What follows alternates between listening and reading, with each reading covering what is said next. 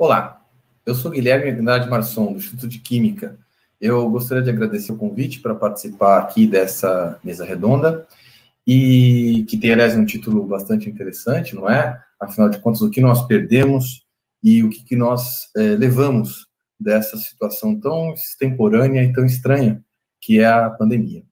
E a fala que eu gostaria de trazer aqui para essa mesa é compartilhar uma experiência que eu considero muito bem sucedida no curso de licenciatura em Química, não é? Que saiu no seio do problema dessa pandemia surreal, na forma como foi conduzida a gestão da pandemia, mas que acabou se mostrando uma grande oportunidade e um grande aprendizado para mim, como professor, como formador de professores, e também para as minhas estudantes e para os meus estudantes que têm me acompanhado nesse percurso.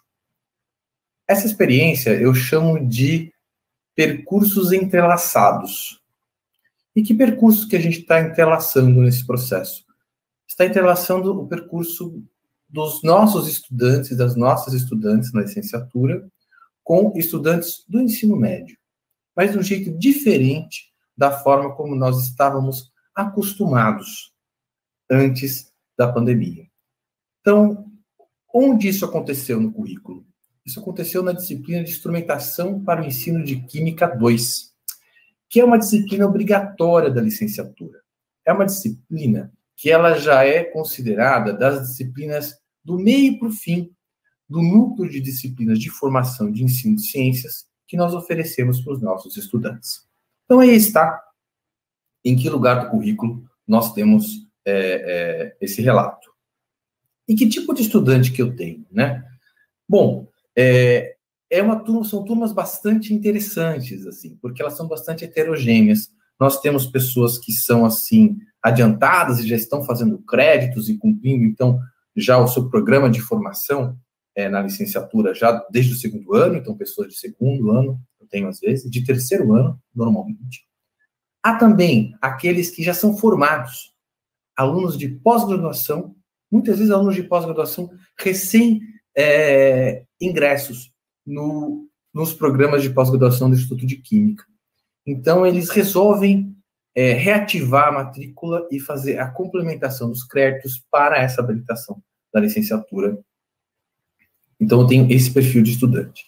Eu também tenho estudantes que trabalham na indústria há um tempo, ou porque estão descontentes, ou porque querem ampliar o seu portfólio profissional, eles, então, retornam à universidade e vão, então, cursar essas disciplinas. Então, isso compõe um grupo de estudantes muito interessante da gente trabalhar, e um grupo de estudantes muito interessante para topar coisas. Os alunos são muito dispostos, muito criativos para topar empreitadas novas. E aí, o desafio que nós tínhamos era o seguinte, né? Normalmente, essa disciplina acontece assim. Os estudantes, eles passam o semestre elaborando uma aula, uma atividade experimental em química com viés investigativo.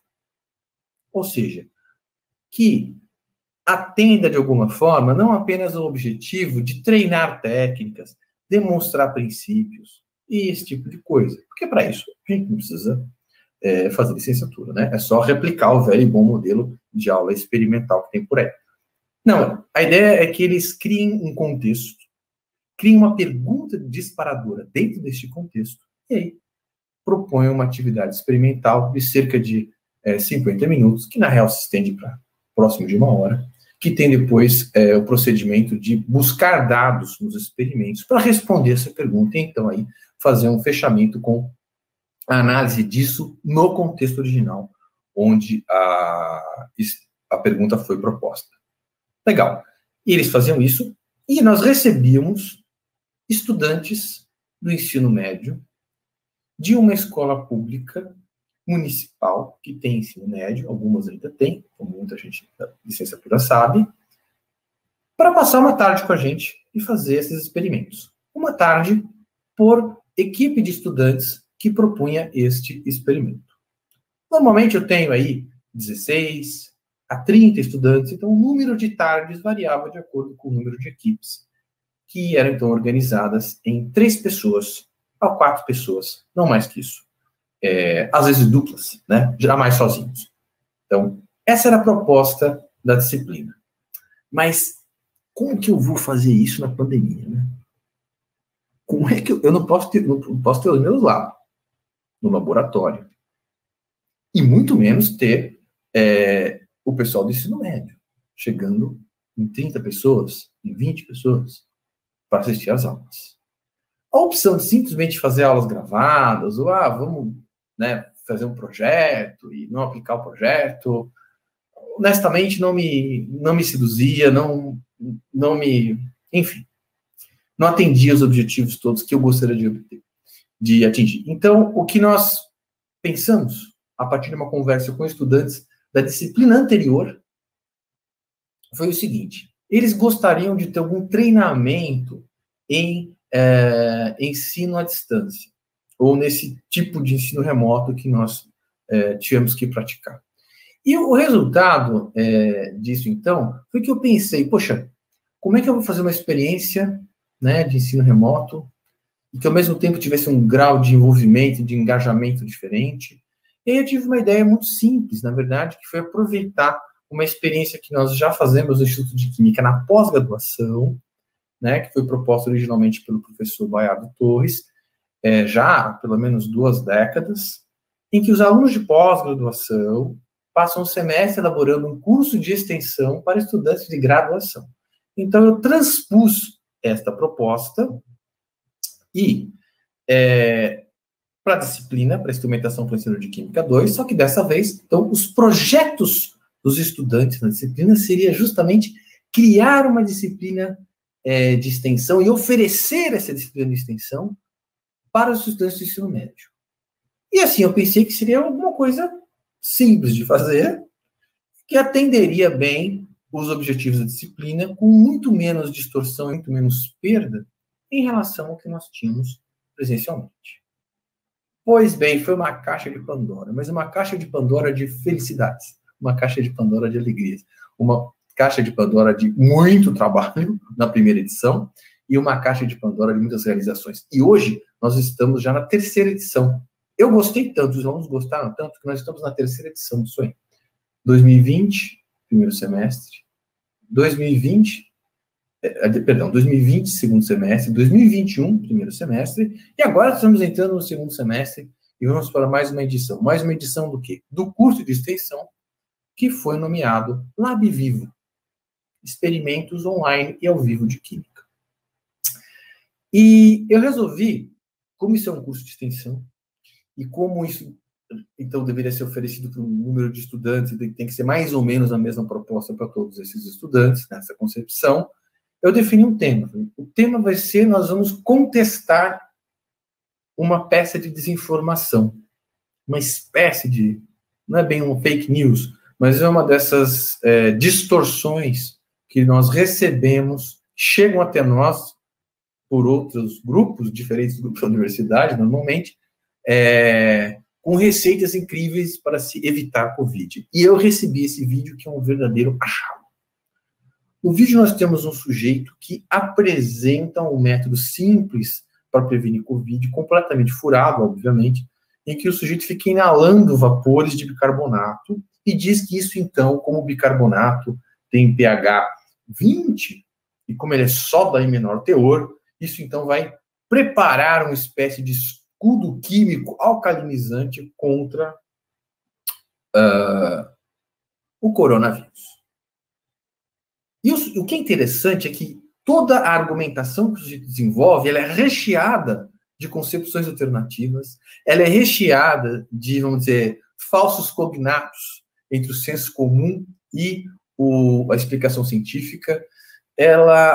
Isso em torno de pH, equilíbrio químico, ácidos e bases, vírus, né? O sujeito explica que o vírus derrete quando ele bate no pH. Então, assim, é um verdadeiro... É riquíssimo como material de análise. Mas é muito triste, porque ele recomenda que se faça aquilo como prevenção, e eu não sei quantas pessoas bem morreram seguindo essas representações. Então, o percurso de ideias, para entrelaçar esses percursos formativos, é o seguinte: nós partimos dessa peça de desinformação. Em seguida, é feita uma discussão com ela para chegarmos em duas hipóteses. Hipóteses as quais derivam da análise e, portanto, visam checar se será mesmo que isso é verdadeiro? Se o bicarbonato, a infusão de bicarbonato, a nebulização de bicarbonato que o sujeito faz, será que tem pH 20? Faz sentido uma coisa que tem pH 20? Elaborar, na primeira etapa, duas hipóteses testáveis com experimento. Aí vem a outra peça dessa proposta. Que experimento que eu posso fazer da casa dos meus alunos, porque eles não poderiam fazer essa aula lá do laboratório da química, tinha que ser da casa deles. Que experimento simples sobre pH que nós poderíamos fazer que pudesse gerar respostas a hipóteses interessantes para a gente começar a desmontar essa peça de desinformação. E, felizmente, não é, como a comunidade de ensino de ciências trabalha pra caramba, a gente já tem um grande repertório de experimentos de baixo custo que podem ser feitos com materiais ordinários e baratos da cozinha da casa das pessoas. E assim foi escolhida a experiência com repolho roxo. Determinar o pH com suco de repolho roxo, que é super clássica, conhecida e segura, as quais os nossos estudantes no Instituto de Química e as nossas estudantes poderiam fazer da casa deles numa sessão síncrona. Alguém poderia dizer, olha, mas por que então você não recomendou aos estudantes que recomendasse aos estudantes das escolas públicas que comprassem e fizessem em casa? Por que não supervisional? Porque sempre há um risco. E nós não queríamos correr esse risco. E porque, sobretudo, muitos desses estudantes estavam em situações em que a subsistência financeira da família estava muito precária, no limiar mesmo. Nós tínhamos estudantes que tiveram que desistir do curso porque pintou um bico e o cara teve que trabalhar. Então, cada estudante nosso da graduação faria isso. E eu me ofereci, caso os estudantes tivessem algum problema para comprar as coisas, eu comprava para ele e mandava entregar. Então, é um experimento que você faz tipicamente com entre 20 e 30 reais no máximo, e os estudantes toparam, conseguiram todos comprar as coisas para fazer esse experimento. Ok, tem hipótese, testa com o experimento, mas aí chega um outro momento de discutir. Faz o quê? Tira a conclusão, olha, é tudo mentira, viu? Aqui, cientificamente comprovado, está errado. Não. Né? Isso seria perda de tempo.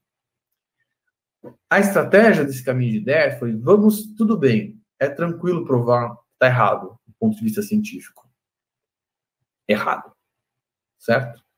Que as informações que o sujeito colocam ou não se sustentam, ou é mentira mesmo, certo? E que algumas coisas que puderam ser testadas com os experimentos foram testadas, outras consultando-se, então, fontes de informação confiáveis.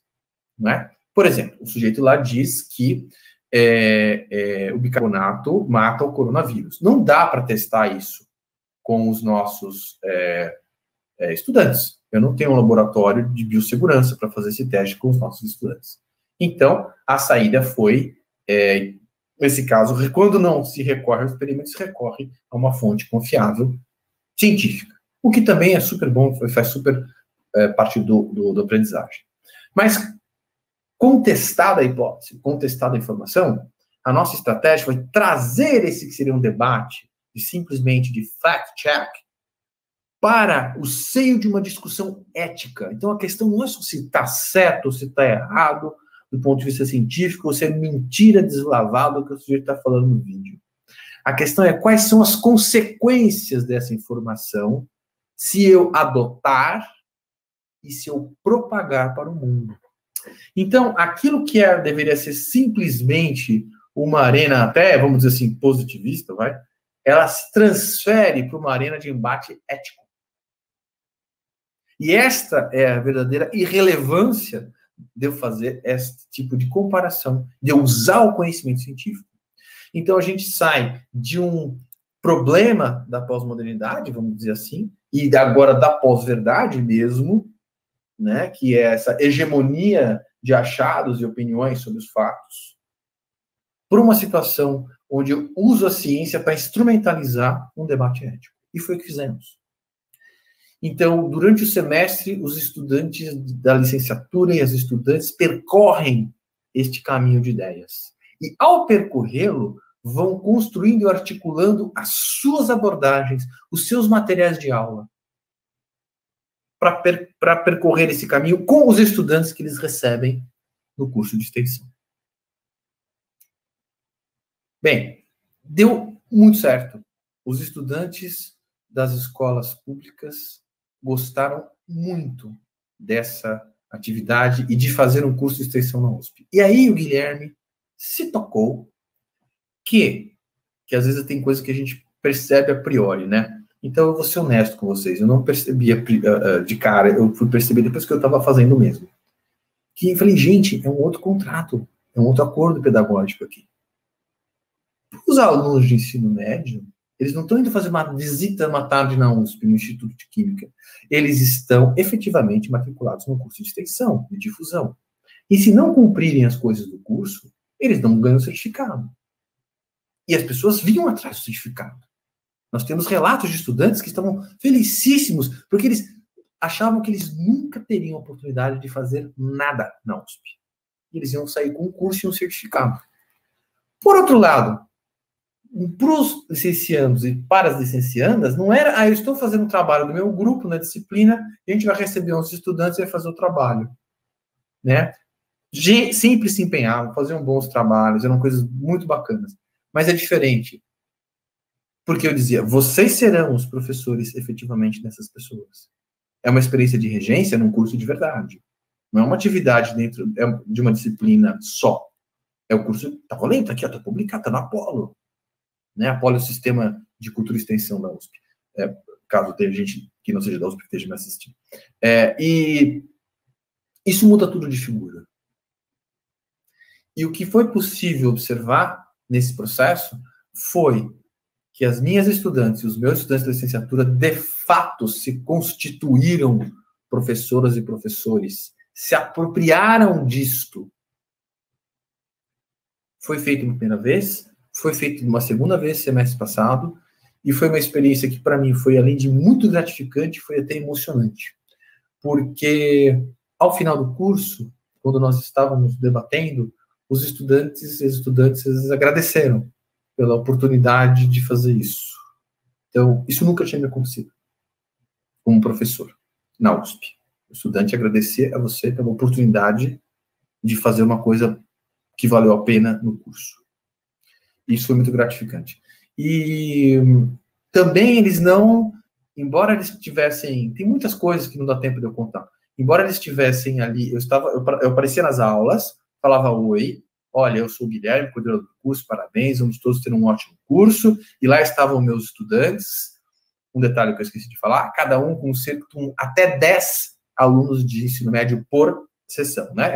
Cada aluno e cada aluna da licenciatura fazia 2 sessões, 2 aulas de 1 hora cada, com até 10 pessoas em cada aula. Então, tranquilo, conduzir uma discussão com 10 pessoas, e aí cada aluno de graduação tem um potencial de atender 20 pessoas.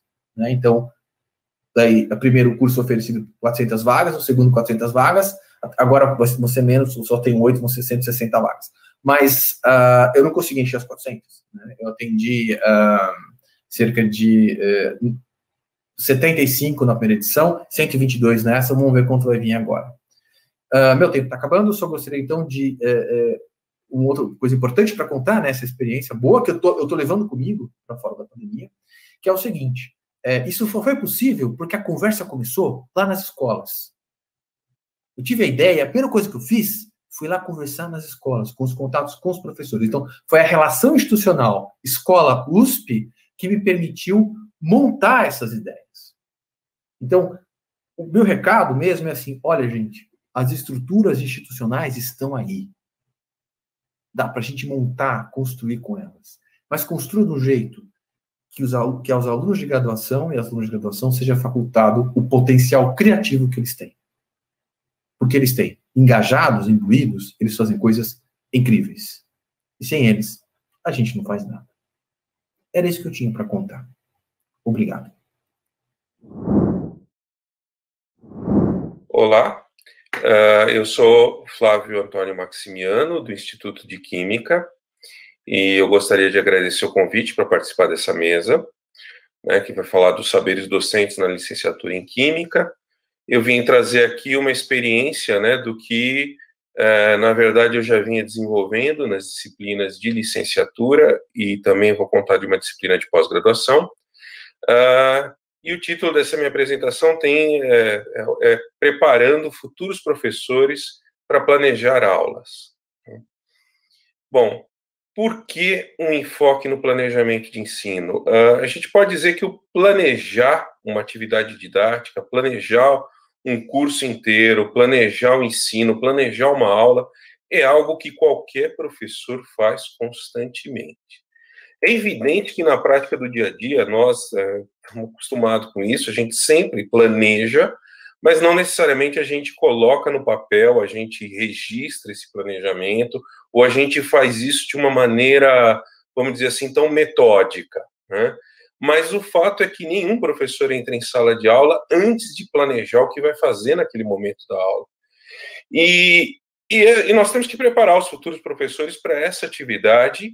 E o que eu tenho procurado fazer nessas minhas disciplinas é desenvolver, trazer aportes para esses futuros professores, no sentido de promover com eles um planejamento bem pensado, bem reflexivo, né, e que isso possa trazer uma série de questionamentos para eles, né, que possa promover uma reflexão. O objetivo é fazer com que o aluno pense o porquê ele vai ensinar, né? Por que ele está ensinando, o que ele deve ensinar, o que ele deve selecionar para ensinar, a dimensão do conteúdo, né? Isso está junto do porquê para ensinar, é o objetivo, né? Para que ele está ensinando alguma coisa. E aí, claro, né, ele vai chegar no como eu ensino, né? Ele precisa pensar que objetivo ele tem que selecionar o conteúdo, e aí sim que ele está pronto para começar a desenvolver as suas estratégias, a sua metodologia de ensino, né? Desenvolver, pensar exatamente na aula em si. Muitas vezes a gente pode pensar num planejamento, saber aí ter um pupurri de métodos, de estratégias, e cada momento aplicar uma, etc. Isso é garantia de sucesso. Mas não é o suficiente, né? É preciso refletir um pouquinho mais a fundo sobre tudo isso. E no fim, né, fazendo todas essas perguntas, toda essa reflexão, eu também vou sempre me perguntar para quem eu estou ensinando, né? Quem é o meu aluno? Qual é o seu objetivo também, né? Enfim, eu acho que introduzir um futuro professor numa forma de organizar, de planejar de uma maneira bem reflexiva, é um bom caminho para ele refletir sobre a sua ação pedagógica. Muito bem, e aqui eu estou trazendo duas experiências, né? Uma na licenciatura em Química, que é a disciplina Instrumentação para o Ensino de Química 2, ela tem um subtítulo de Ensino e Atividades. É uma disciplina que eu fiquei responsável com uma parte dela, né, até o fim do ano passado. E hoje o meu colega de mesa aqui, o Guilherme Marçom, é que está tocando essa disciplina, tanto para o período integral como para o noturno. O que essa disciplina trata, né? O que eu tratava nessa disciplina até então? Nós discutimos sobre o laboratório didático de química, o enfoque da disciplina é muito na experimentação, né? Eu pegava um tema importante da química, a termoquímica, né? E discutia esse tema e discutia como a experimentação poderia ajudar no aprendizado dos conceitos da termoquímica, como ela podia usar, ser útil para passar, trabalhar a compreensão conceitual e corrigir certas concepções alternativas que os alunos apresentam a respeito do tema, né? A gente também discutia sobre o papel da experimentação no ensino de ciências, no ensino de química, tipos de uso da experimentação, objetivos, diferentes formas de se usar a experimentação, e a gente chegava naquilo que é o destaque, né, que eu quero, na minha fala aqui, o plano de aula, né, onde o que acontecia? Os alunos tinham que planejar uma aula experimental.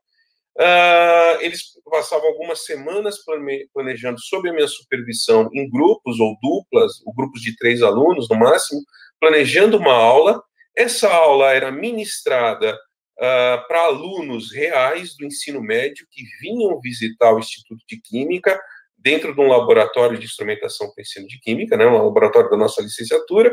Essa aula era gravada em vídeo, a gente fazia uma análise, uma discussão, assistia o vídeo, né, e por fim os alunos refaziam o seu plano a partir de toda a discussão que eles tinham a respeito de como foi a aula deles, né, de todo o suporte que a gente podia dar com as discussões e com a reflexão sobre isso.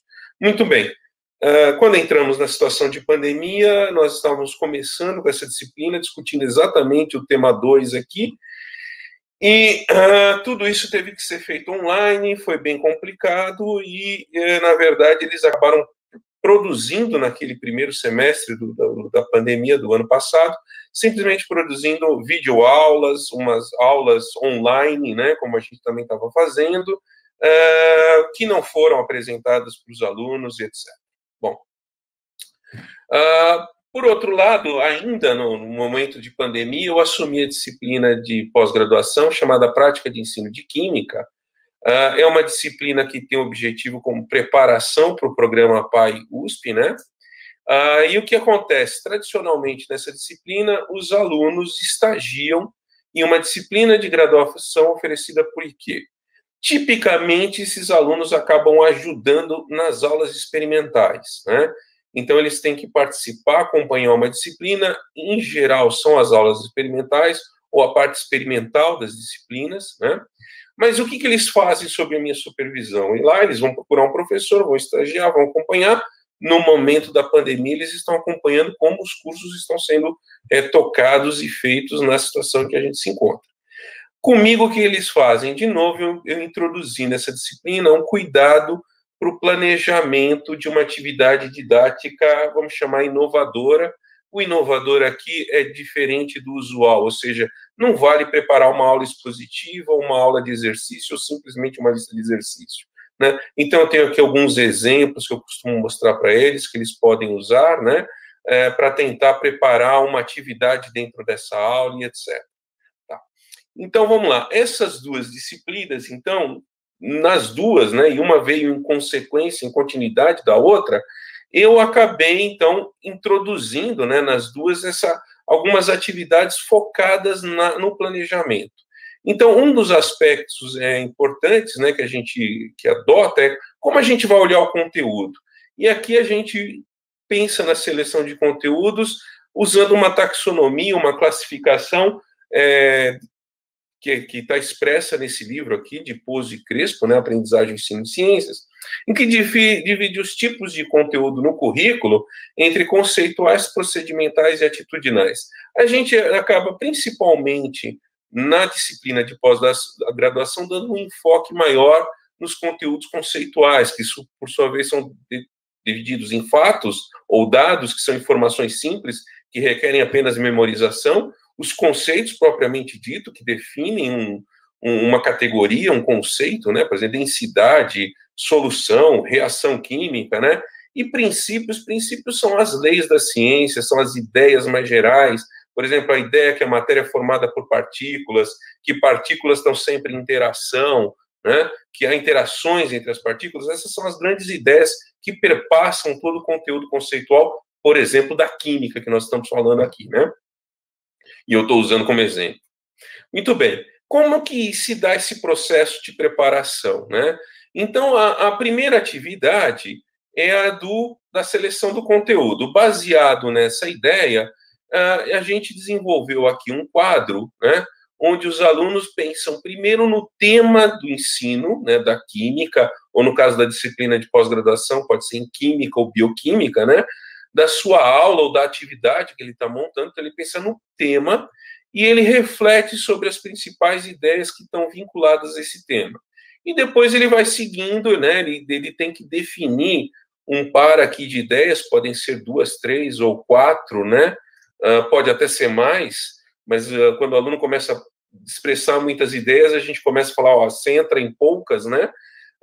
Ideias, então, são ideias gerais mesmo. Ele vai expressar isso na forma de uma frase, né? Como eu disse, por exemplo, a energia sempre se conserva em qualquer processo, né? Então, é uma ideia forte, uma ideia principal que o aluno deve saber? Pode ser um princípio naquela concepção de conteúdo, ou pode ser simplesmente uma ideia mais específica para um determinado tema, né? Mas isso é muito importante. E depois, para cada uma dessas ideias que ele explicitou, ele vai ter que responder essas perguntas, né?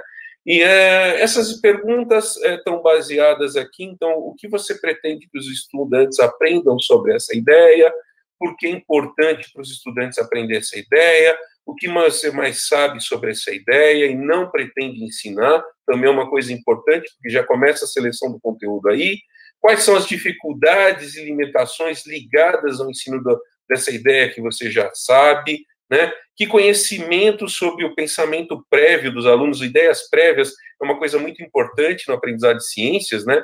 Então, quais são as ideias, e também em outros, né? Mas quais são as ideias prévias dos alunos?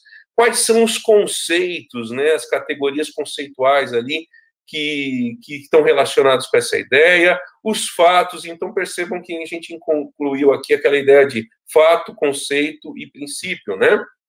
E também um aspecto muito importante na química, né?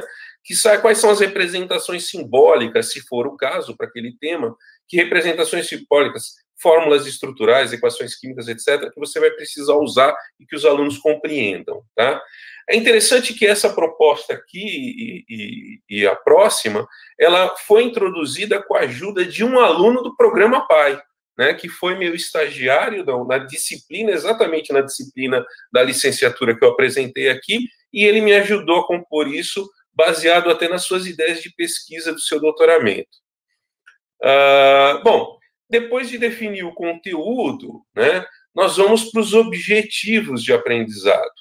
E aí, como objetivos, a gente usa a taxonomia de Bloom revisitada, que aqui eu estou apresentando para vocês o texto, né, desse periódico, e o texto que eu uso para fornecer para os alunos, né? O texto anterior, o assunto anterior, eles usam realmente o capítulo daquele livro que eu indiquei, né, que eu apresentei lá do Pose Crespo. Aqui eles usam exatamente esse texto, que apresenta a taxonomia de Bloom revisitada, que a taxonomia de Bloom é um instrumento que existe há muito tempo, né, desde, acho que, dos anos 60, ao final dos anos 50, do século passado, mas que lá, para anos 60, se não me engano, mas que em 2000, nos anos 2000, foi reformulada, né, por um grupo que modificou algumas coisinhas, e a gente pega essa última versão, em que dá para a gente um instrumental muito interessante exatamente para definir aquilo que nós chamamos de objetivo de aprendizado. Então, veja, na nossa história aqui, o aluno primeiro define o conteúdo, porque, em geral, o professor pensa no conteúdo. E eu quero que ele pense no conteúdo primeiro, e depois ele vai pensar, mas por que eu vou ensinar isso? Com que objetivo eu vou ensinar esse conteúdo? Né? Então, ele já pensou na estrutura do conteúdo, agora ele vai pensar no objetivo que ele vai desenvolver para os alunos. A taxonomia de Bloom classifica objetivos entre os mais simples até os mais complexos, né? Lembrar um fato, lembrar um dado seria uma coisa mais simples, depois compreender já tem uma exigência cognitiva maior, né? Aplicar já está num nível acima, analisar alguma coisa exige um pensamento ali mais elaborado, exige mais trabalho, né? E depois avaliar e criar, né? A criação seria, vamos dizer, objetivos que levem a criar, né? O aluno criar alguma coisa, estariam num nível de um domínio cognitivo muito maior.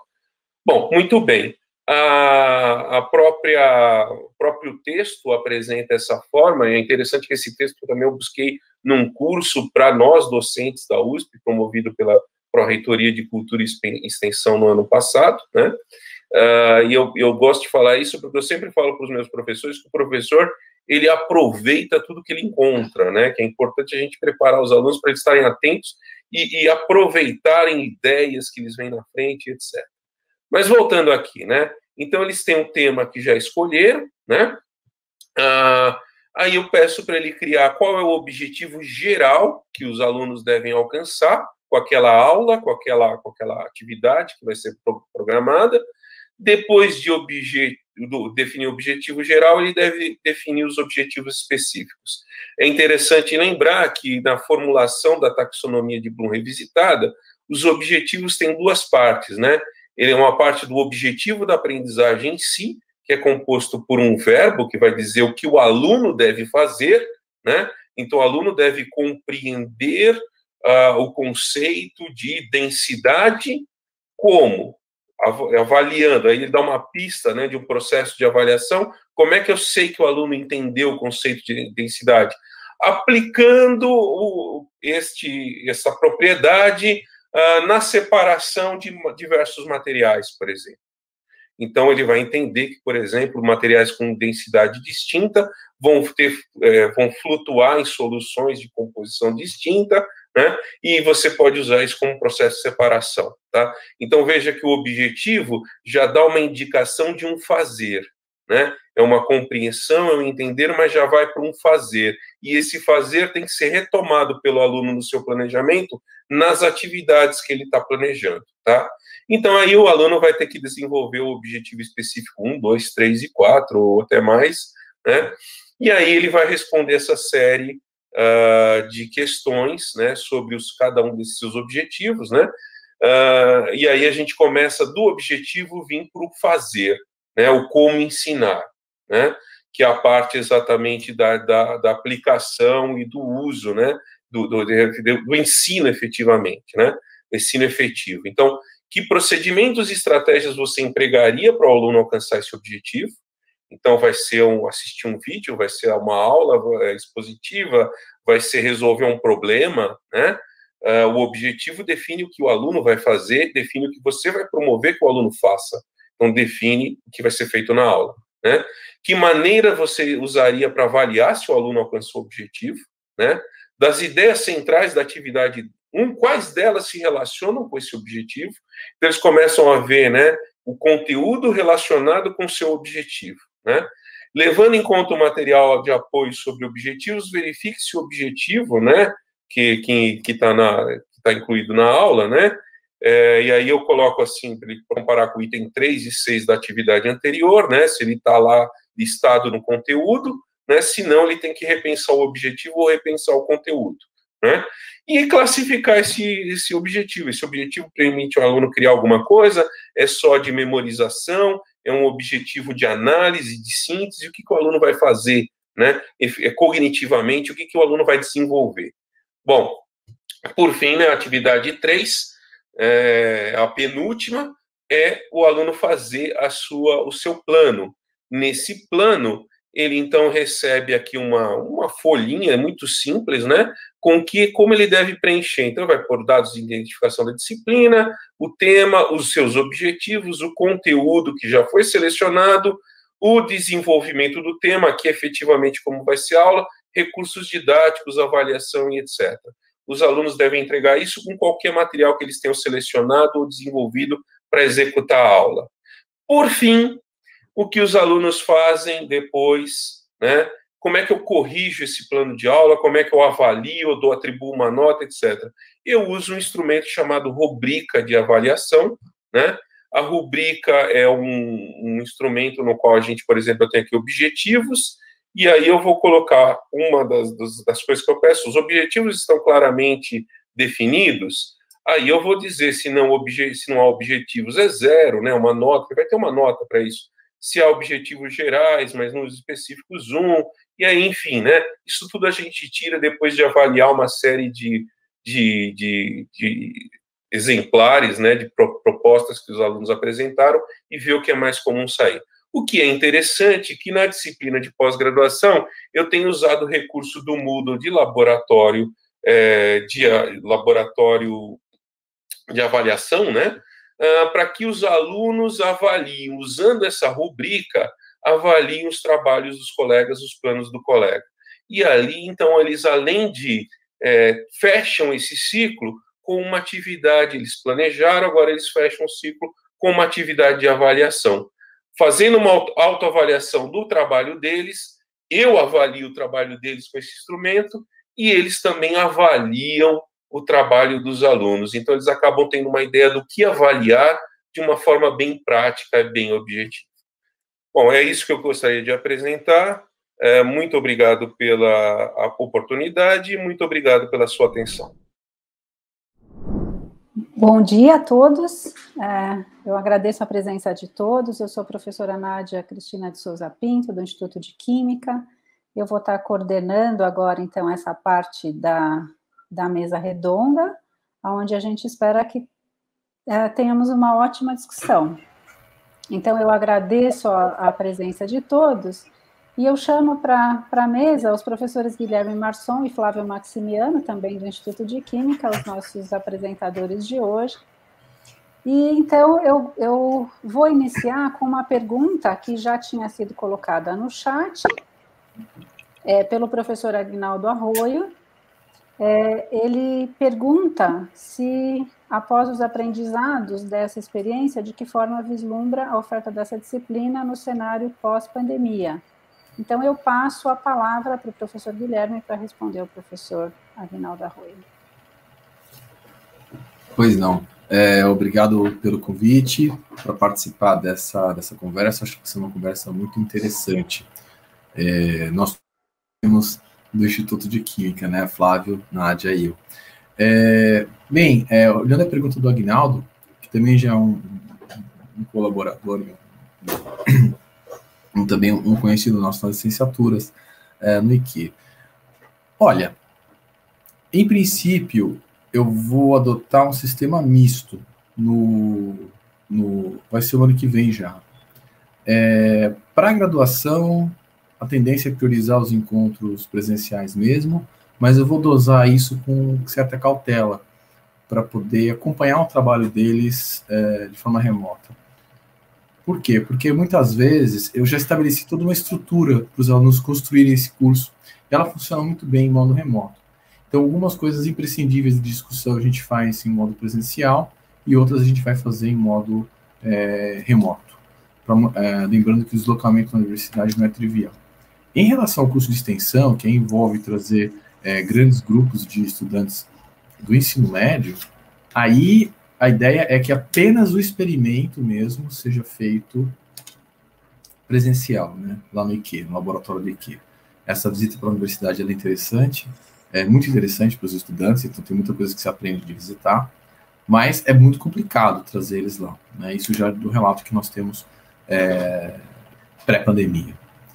Então, a ideia é fazer esse curso de extensão que começa remoto, depois tem lá no IQ o experimento, depois ele finaliza remoto também. Mas as coisas ainda estão meio abertas e a gente vai ter que experimentar. Né? Vamos descobrir, né? A gente vai saber. É meio empírico e heurístico a coisa. Obrigada, professor Guilherme.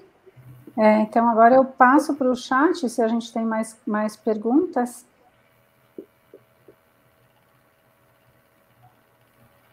Comentários?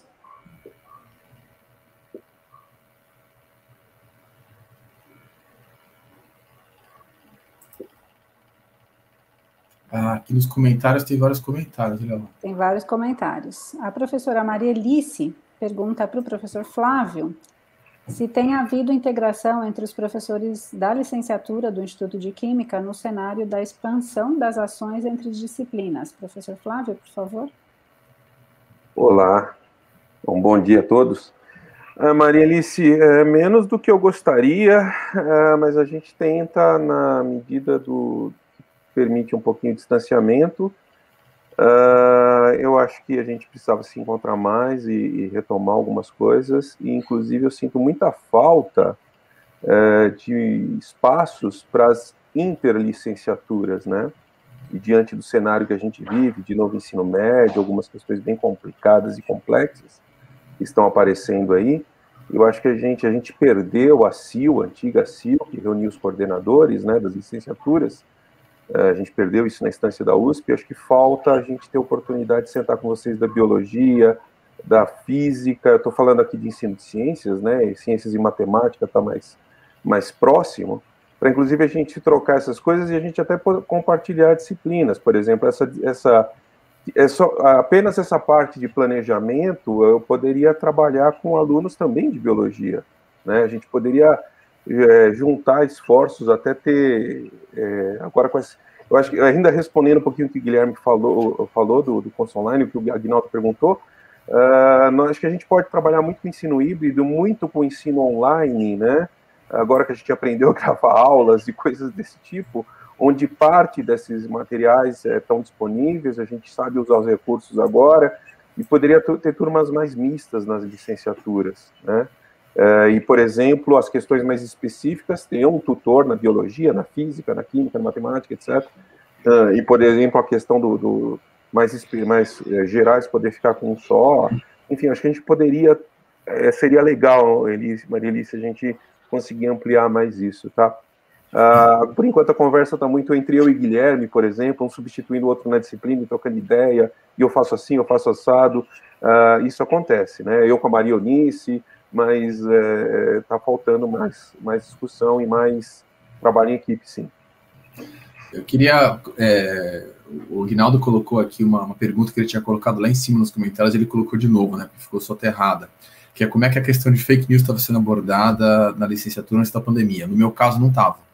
O que a gente fazia era comentar coisas do senso comum, mas as coisas do senso comum não tinha esse invólucro de manipulação e perversidade que tem as fake news, né? Então, as fake news, agora, nós estamos na pós-verdade para valer, então a gente vai ter que resolver a pós-verdade na licenciatura também. E em relação ao comentário da Maria Elise, com quem já tive a satisfação de estar numa comissão, lá no Interunidades, eu acho que tem um tipo de interação que eu estou vivendo agora na disciplina Game On, que foi uma disciplina que a gente criou com 9 docentes de várias unidades, é uma disciplina que recebe alunos de várias unidades da USP. E, assim, a diversidade dos alunos da USP, em relação ao que eles sabem, ao que eles querem, ao que eles são, dá uma potência de oportunidades formativas. Pô, nós estamos comendo uma bola de não criar disciplinas de licenciatura que integrem alunos de várias licenciaturas juntos. Então todo mundo fala, como é que eu vou querer que o futuro professor de biologia vai conversar com o cara da química, o cara da física, se os caras nem na graduação se falavam para fazer nada juntos? Quer dizer, a gente está comendo uma bola em relação a isso aí. O termo é esse mesmo.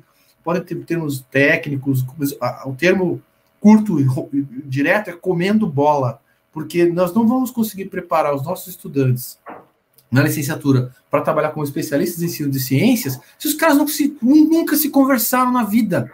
Já não se conversa na graduação. Então, nós temos que realmente repensar essas coisas. E não adianta falar aqui na faculdade de educação, e junta todo mundo. Junta, mas não junta. As pessoas aglutina. Eu estou falando em situações que eles têm projetos comuns para fazer.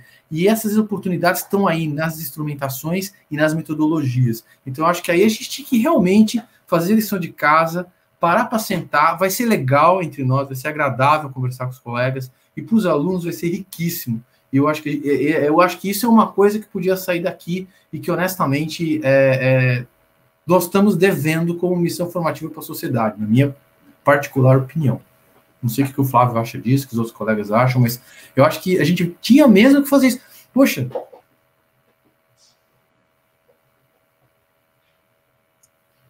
Flávio, você quer comentar? Eu acho que a Cristina postou aqui, né? A Cristina passou aqui. Então, que bom que a Cristina passou aqui. Acho que é um assunto de interesse de todos, né? Sim, a construção da ênfase em ciências da natureza, né? Não só a ênfase em ciências da natureza. Eu vou lembrar um episódio do primeiro congresso de graduação da USP. Eu assisti um trabalho do pessoal da Faculdade de Medicina que criou lá no campus da saúde, né, lá em Pinheiros, criou uma disciplina que juntava médico, fonoaudiólogo, fisioterapeuta, todo mundo, e a perspectiva era bem essa mesmo. Eles diziam que no hospital o trabalho tinha que ser integrado, multidisciplinar, etc., né? E a professora que criou essa disciplina dizia, mas como que eles vão sentar juntos se nunca sentaram juntos antes, né? E criaram uma disciplina em que cada profissional, o futuro profissional, tinha que contar para os outros qual era o seu papel dentro de um hospital, né? E eu fiquei com uma vontade de procurar vocês da física, da biologia, mas a gente não conseguiu ainda. né, de pensar, então, a gente criar um momento, uma disciplina mesmo, que se refletisse o que é química, qual o seu papel no currículo do ensino médio, o que é física, qual o seu papel no currículo do ensino médio, o que é biologia, e talvez também a matemática, enfim, criar isso, e a gente até perceber que a física, a química, a biologia são ciências distintas, sim, com epistemologias próprias, né? Que não há uma linguagem única da ciência, que às vezes as pessoas colocam, que estou lembrando uma fala aqui que a professora Bernadette colocou, não há uma linguagem única da ciência. Cada disciplina tem uma linguagem muito própria, e a gente precisava juntar, assim, os alunos, juntar nós, professores, junto, numa sala de aula, e talvez com algumas técnicas que a gente conhece aí, né, de organização de conhecimento, poder pensar o que a química discute e aonde está a diferença dela com a física, que tem conceitos em comum, claro, mas por que seria importante manter no ensino médio física, química e biologia? E aqui eu provoco a nova base, eu provoco a base curricular comum, provoco o novo ensino médio, que está correndo um risco muito grande de promover um prejuízo enorme na formação dos estudantes, em nome de uma interdisciplinaridade, na minha opinião, muito mal compreendida.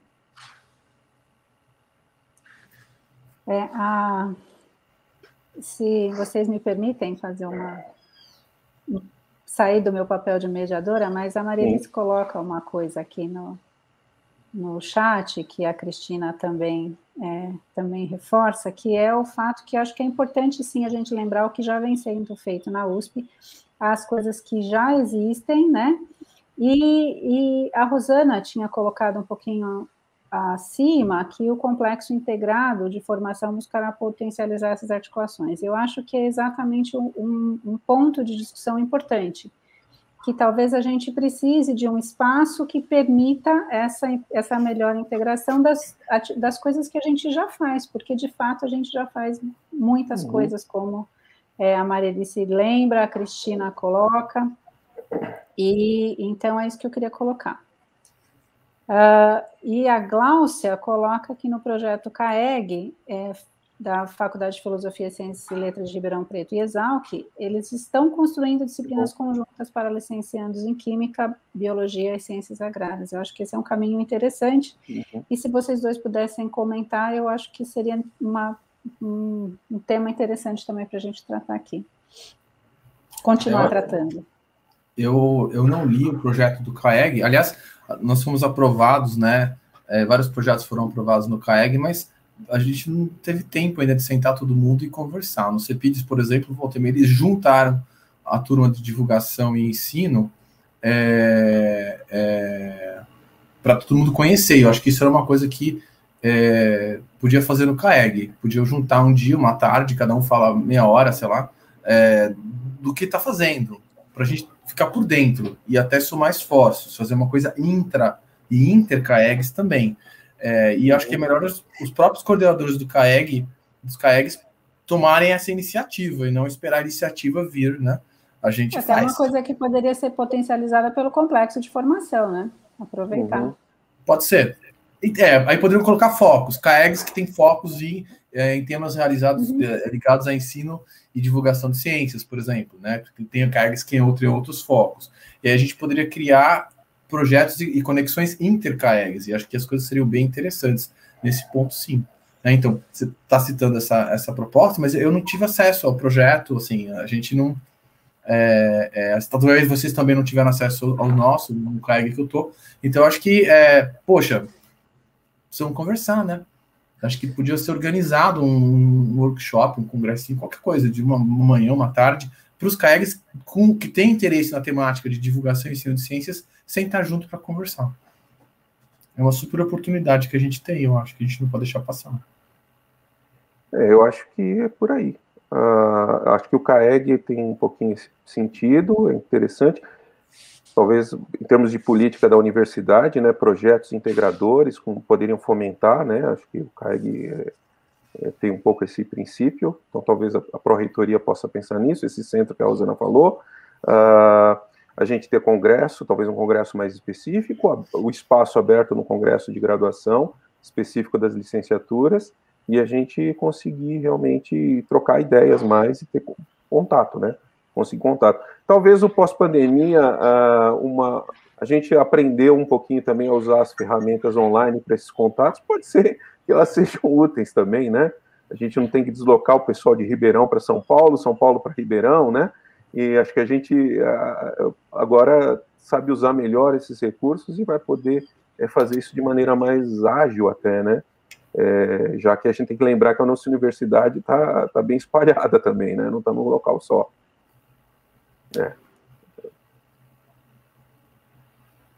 Sim, as disciplinas da PRG que estão surgindo, a gente está tendo muitas coisas na USP, sem dúvida, a gente tem, né?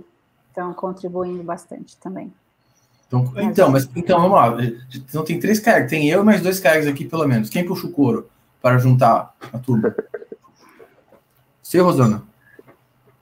Legal, Glaucia. Já está saindo proposta aqui, hein? Glaucia, Rosana, quem puxa o couro para a gente começar a fazer isso aí?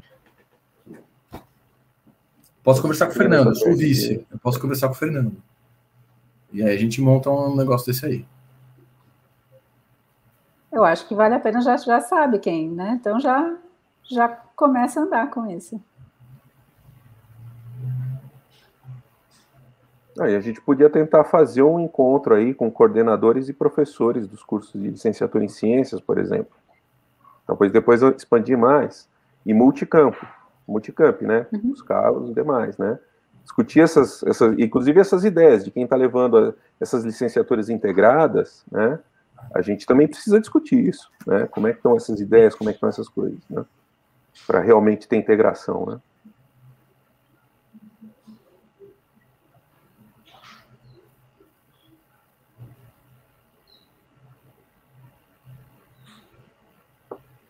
A gente ainda tem tempo para perguntas, comentários.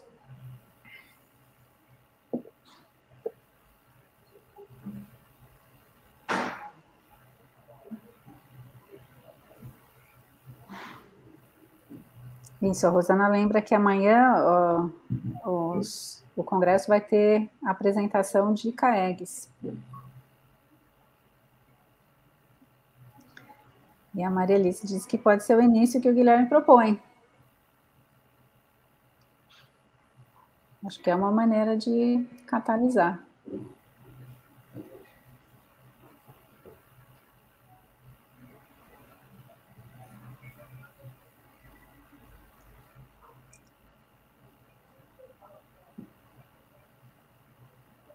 Acho que é isso aí. Já tem 3 voluntários. A Glaucia, a Rosana e o Guilherme.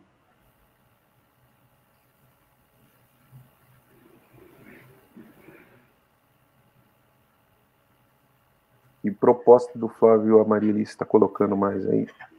Tá.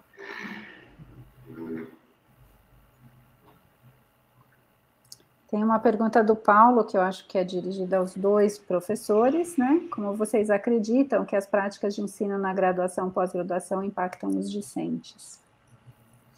Acho que é uma pergunta interessante e complexa. Vamos na ordem? Vamos na ordem, Flávio? Você quer começar ou começo eu? Não, começa você. Olha, Paulo, essa pergunta é super ampla, né? Elas impactam de diferentes formas. Eu não sei, do ponto de vista formativo, eu acho que inovando e fomentando coisas diferentes, principalmente modos de interação e de colaboração diferente dos discentes na graduação, a gente tem condição de ter um impacto, vamos dizer assim, não gosto muito dessa palavra, ter um resultado positivo na formação deles, certo? Eu vivi isso internamente na disciplina, na experiência que eu contei. Agora, é como eu estou entendendo o que você quer dizer com impacto, né? Por outro lado, a gente pensa muito em impacto formativo, mas tem uma outra questão que é o seguinte, eu acho que todas as ações que ajudam os estudantes no processo em que eles fazem a ação, isso é uma frase que apareceu na discussão com eles, que eles se sentiram eles mesmos fazendo as coisas. Então tem uma questão aí de construção de identidade docente na licenciatura, que envolve e revolve questões afetivas internas importantes dos estudantes em relação as expectativas que eles têm, né, os modelos docentes que eles projetam, poxa, como é que eu vou trabalhar, o que eu vou fazer? Então, a gente tem que explorar isso, precisa ter um espaço para isso. E eu acho que esses projetos mais autorais, mais engajados, esses projetos mais que dão chance para os estudantes se apropriarem das coisas, eles permitem mais abertura para também serem espaço para tratar essas questões de formação de identidade docente. Então, eu acho que isso é uma coisa que eu, pelo menos, ponho na perspectiva como uma consequência positiva de ações como essa ação que eu vivi com as minhas e com os meus estudantes. Com relação à formação, né, a primeira questão de prática de ensino, né, acho muito bom colocar isso, né, a gente tem experiência, né, da disciplina que nós apresentamos aqui, que é a de instrumentação para o ensino, para a licenciatura, ela sempre foi uma disciplina impactante. E essa ideia no Instituto de Química de trazer alunos reais para o aluno, né, o licenciando, dar uma aula no laboratório, existe desde os anos 70. Tá? Então é importante frisar aqui, nós não inventamos isso. Eu fui aluno dessa disciplina. Tá? Então, fui aluno com a professora Maria Eunice, antes o professor Pitombo, já falecido, foi quem criou essa ideia. Então, sempre foi uma atividade impactante, sempre foi citada pelos alunos como uma atividade válida. Assim como na metodologia de ensino de química, né, o Guinaldo está aqui, eles também fazem isso, né, eles também dão aulas reais, planejam e dão aula.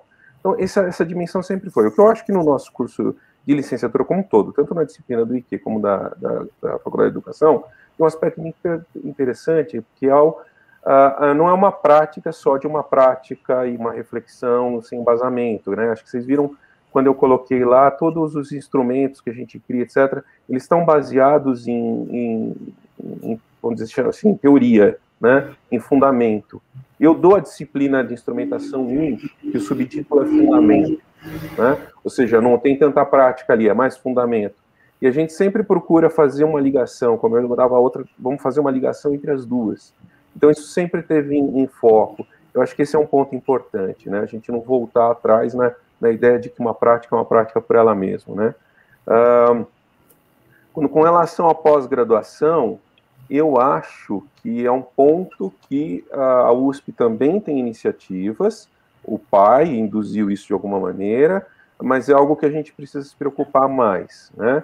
A experiência que eu estou tendo lá é uma introdução, alguns alunos gostam, outros a gente vê que estão fazendo, é obrigatório. Se ele quer ter a bolsa depois, ele tem que fazer, então ele faz, né?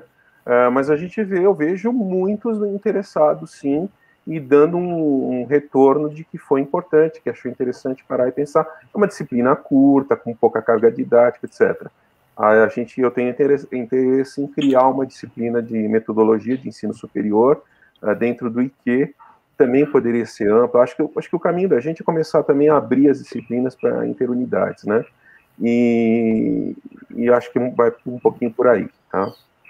Tem mais pergunta, que eu vou parar, porque já tem mais perguntas. Tem uma pergunta da Daniela Abreu, que ela pergunta como foi a participação dos alunos de ensino médio nos estágios de regência. Foi alta ou baixa? Como garantiram as interações? Eu acho que é para mim, né? Uhum. Bom, Daniela, não é bem um estágio de regência. Os alunos fazem estágio de regência nas disciplinas de estágio de regência. Eles fizeram regência, mas ali aconteceu um pouco mais, porque eu não estava ali supervisionando eles o tempo todo. Eles e os alunos. Certo? Eu passava no começo da aula e falava, olha, bem-vindos ao curso Vivo, assim, assado, vocês terão aulas, falando isso para o pessoal do ensino médio, né? Vocês terão aulas com a professora X, com o professor X, e eu ficava realmente acompanhando essas aulas, na verdade, por um grupo de WhatsApp que a gente tinha da equipe da disciplina, e aí qualquer problema que os meus e as minhas estudantes tinham, eles estacionavam o WhatsApp e eu entrava na sala e eventualmente resolvia. Então é um pouco diferente do modelo de regência, nesse caso. Eles estavam tocando o curso mesmo. Então, as ações didáticas, as coisas que eles fazem eram parecidas, mas é um contrato diferente. Nesse contrato diferente, eles se colocavam de um jeito diferente. Então, esse é um ponto. E como garantir a frequência nas aulas de regência? Então, é um curso de extensão. Então, tem que ter frequência. Se não tem frequência, não tem certificado. Então, muitos estudantes, principalmente estudantes de ETEC, eles vinham atrás de certificado. Eles queriam fazer o curso e ter um certificado. Então, por isso que é muito diferente. Vai ter uma atividade que vai ser atividade dentro de uma aula que já está acontecendo na escola. Não, é uma atividade extra da escola. E quem não atingisse lá as exigências do curso, não tinha um certificado. Então, eles vinham mesmo, faziam as coisas. Então, isso muda muito a situação. E também foram várias estratégias em como divulgar na escola e como fazer a inscrição. A primeira vez eu divulguei certo e fiz um sistema de inscrição errado, eu quase fiquei louco com problemas de inscrição, né? Agora desenvolvemos um método para fazer essa inscrição e o Apollo não é para beginners. E os métodos do Apollo não são para beginners. Você precisa realmente ter tem umas coisas lá. Eu não vou gastar meu tempo aqui com isso, mas eu estou à sua disposição para contar direitinho, tintim por tintim, como é que as coisas aconteceram, para a gente saltar de 75 para 122 na segunda edição. E que com frequência real, mais de 80%, mais de 80% das atividades feitas, tem uns, não vou dizer truque, mas tem umas estratégias aí para isso funcionar. Estou à sua disposição, mas aí por e-mail a gente conversa, a gente marca, aí eu explico o que demora. A Daniela colocou um comentário, mas em resposta à sua resposta, mas antes disso tem uma pergunta da Marta Kushida, que é da FZEA de Pirassununga, e ela pergunta, professores, como vê a possibilidade dessas integrações com cursos de engenharia? Bom, eu não sei se entendi o que seria mesmo essas integrações. O ruim daqui é que, como a gente não consegue devolver a pergunta, mas seria, talvez, na parte de formação do mestrando, do doutorando, né, do pós-graduando, em estratégia de ensino, eu não sei. De certa maneira, aqui, o que a gente pode falar, talvez para alguns colegas, é que todos os institutos, aqui em São Paulo, em especial, mas também em Ribeirão Preto, né, também a Faculdade de Filosofia de Ribeirão, e também o Instituto de Química de São Carlos, nós temos a área de ensino, né, específica. Então, na química, na física, na biologia e na matemática, nós temos ensino D como área, né, participando de programa de pós-graduação específico, até às vezes eu orientando pontualmente, por exemplo, no programa de química mesmo, e a gente tem talvez alguma experiência nisso, ou buscar experiência para os cursos de licenciatura, também na formação para professores de nível superior, né. Então, nesse aspecto, talvez a gente possa também ter uma troca, porque é uma questão muito interessante, que assim, o professor de ensino D, ele também é um especialista, né? Então, ele está no meio de um caminho ali, mas ele até, no caso do ensino de ciências, para minha concepção, é uma disciplina própria, até. Já é uma disciplina própria, tá? Isso não é ruim, necessariamente, né? Então, a gente tem um certo conhecimento, mas na hora de passar por uma engenharia, eu não sou engenheiro, então há especificidade. Então eu acho que essas experiências podem ser colocadas, claro, para alguém fazer um planejamento de uma disciplina, um planejamento de uma aula para engenharia, pode seguir os nossos recursos, etc. Mas é muito provável que tenha que ter algumas adaptações. Por exemplo, a última pergunta no dos meus métodos, do meu material era: como é que é a linguagem que você vai usar, né? A questão simbólica da química, porque isso é algo muito específico da química, né? Fórmulas, equações, fórmulas estruturais moleculares, né? Isso é muito específico lá. Com certeza a engenharia de alimentos tem as suas especificidades. Então é preciso que o colega engenheiro consiga enxergar essas especialidades e consiga perceber. A área de engenharia tem também ensino de engenharia. No mundo todo também tem o desenvolvimento disso, né? Ali também é uma fonte para se buscar também informação para isso. A gente está à disposição também para trocar ideia e conversar, né? A Marta coloca, sim, na parte de formação dos alunos, né? Então, eu queria acrescentar uma outra oportunidade de interação aí, que é o seguinte. Uma coisa, por exemplo, esse curso que eu contei, o Lab Vivo, né, na minha fala. Olha só, isso aí está integrando formação básica de professores com extensão. Dentro da extensão, tem muitas coisas interessantes que os alunos de engenharia, não só de engenharia de alimentos, mas de vários cursos de engenharia, podem fazer em associação com os alunos das licenciaturas.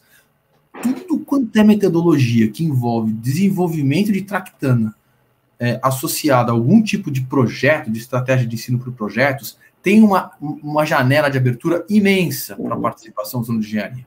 Então, por exemplo, você pega um professor de química, vamos bolar uma oficina maker, vamos dizer assim, para usar uma coisa, bolar uma oficina maker para fazer um sistema para detectar a qualidade da água, assim, assado.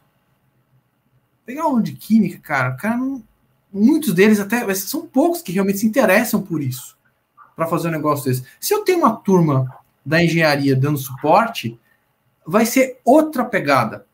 E isso é bem interessante. Também tem, como o Flávio colocou, quer dizer, tem especificidades da área do conhecimento, o que é fantástico, porque se eu pegar muita gente na área das chamadas ciências básicas, vamos dizer assim, em química, física e biologia, a gente tem da parte com uma abordagem conceitual que é um pouco diferente da implementação de soluções concretas, práticas, cotidianas para aquilo.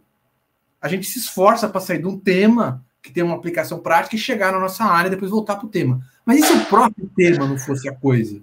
Né? Então, tem colégios, por exemplo, que fazem projetos mais arrojados, casa sustentável. Imagina, num projeto desse, um aporte da engenharia seria fantástico. E nós temos na USP várias iniciativas que juntam alunos, por exemplo, eu sei de algumas que juntam alunos da Poli com a FAO para criar coisas interessantes com foco em estudantes do ensino médio, justamente. Então, tem um monte de oportunidades, eu acho, aí, que poderiam ser usadas com engenharia. Em caso de engenharia de alimentos, só de eu pensar quando eu olho para alimentação saudável e sustentável, com análise total de ciclo de vida de produtos, de alimentos, da cadeia produtiva, bolando aulas visando a atitudes, mudança de atitudes nas pessoas, pequenas escolhas, só a gente da área de ciências não dá conta. Na engenharia tem gente que vai olhar de outro jeito. E até olhar de jeitos diferentes, a mesma coisa, é o que a gente precisa em termos de formação hoje. Então, eu tenho que, na química, não adianta eu saber só a escala molecular, eu tenho que saber a escala social. Álcool não é só etanol. Álcool é dólar. Álcool é alcoolismo.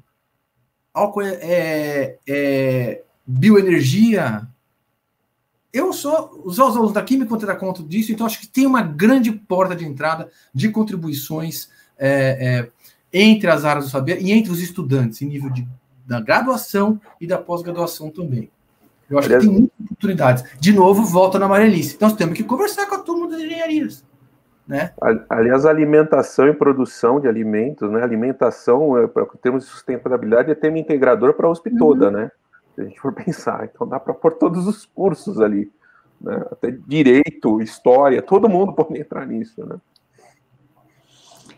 Eu sinto muito interromper a discussão, que está muito interessante, mas a gente está chegando ao nosso final, a gente está no último minuto, e então eu gostaria de aproveitar essa oportunidade para agradecer primeiro aos professores Guilherme e Flávio pela participação, agradecer à Pró-Reitoria e à comissão organizadora por nos dar esse espaço para fazer essa discussão e agradecer a presença de todos. E com isso eu encerro a nossa mesa redonda, mais uma vez agradecendo ao trabalho de todos e da equipe organizadora. Muito obrigada. Uma ótima sessão da tarde para todos e até amanhã, quando esse encontro continua.